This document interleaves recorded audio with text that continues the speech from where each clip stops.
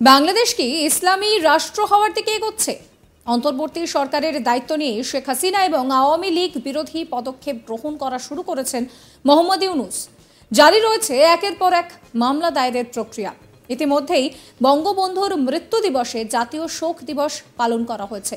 বঙ্গবন্ধুর পরিবারবর্গের বিশেষ নিরাপত্তাও বাতিল করা হয়েছে। ইউনূসের হাসিনা বিরোধী পদক্ষেপের মধ্যেই যেন স্পষ্ট হচ্ছে বাংলাদেশে ইসলামী রাষ্ট্র পরিণত হওয়ার রাস্তাটা কিছুটা হলেও পরিষ্কার।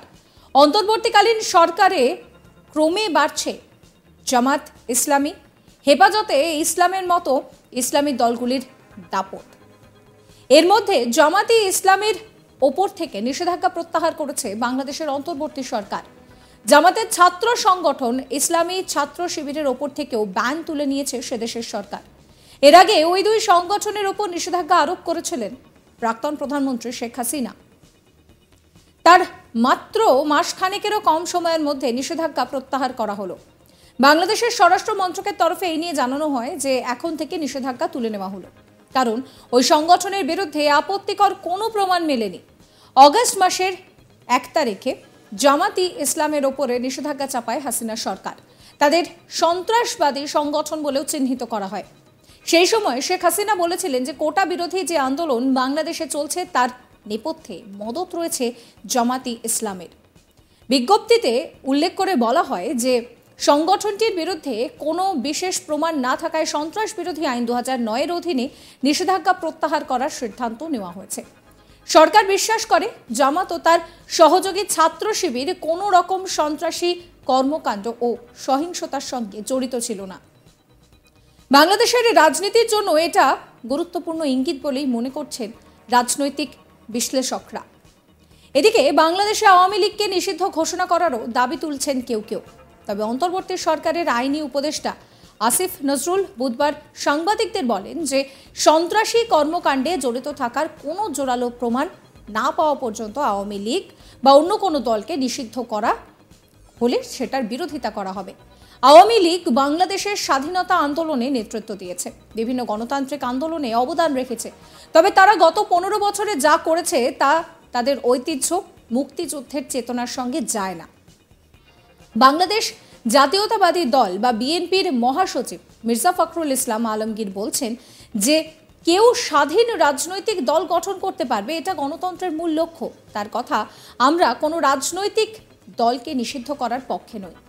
যে কোনো দল বা যে কোনো ব্যক্তি স্বাধীন দল গঠনের অধিকার রয়েছে, তবে তাদের অবশ্যই স্বাধীনতা ও সার্বভৌমত্বের পক্ষে থাকতে হবে।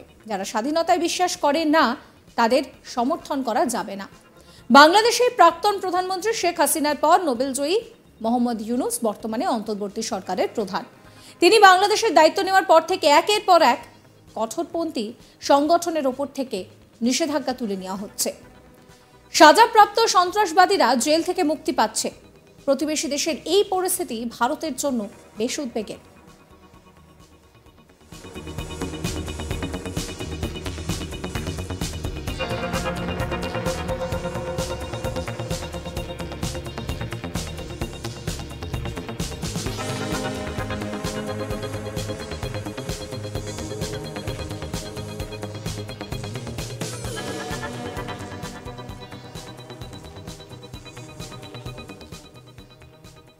বুধবার ইসলামী দল জামাত ইসলামী ও তার দলগুলির ওপর থেকে নিষেধাজ্ঞা তুলে নেওয়া হয়েছে।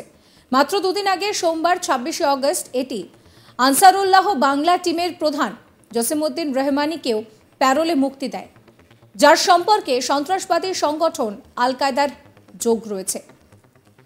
এবিটি ভারতে সন্ত্রাস ছড়ানোতে ব্যর্থ ষড়যন্ত্র করছে। অর্থাৎ এই পরিস্থিতিতে দাঁড়িয়ে প্রশ্ন হচ্ছে যে তাহলে কি এবার ইসলামী রাষ্ট্রের পথেই হাঁটছে বাংলাদেশ?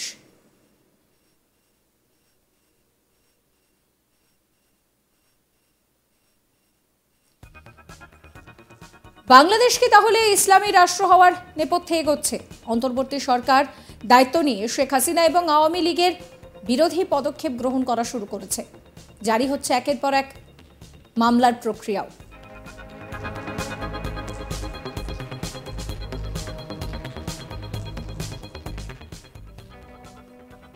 সাবস্ক্রাইব করবেন আজ তাক বাংলার ইউটিউব চ্যানেলকে, ফলো করবেন হোয়াটসঅ্যাপ চ্যানেলও।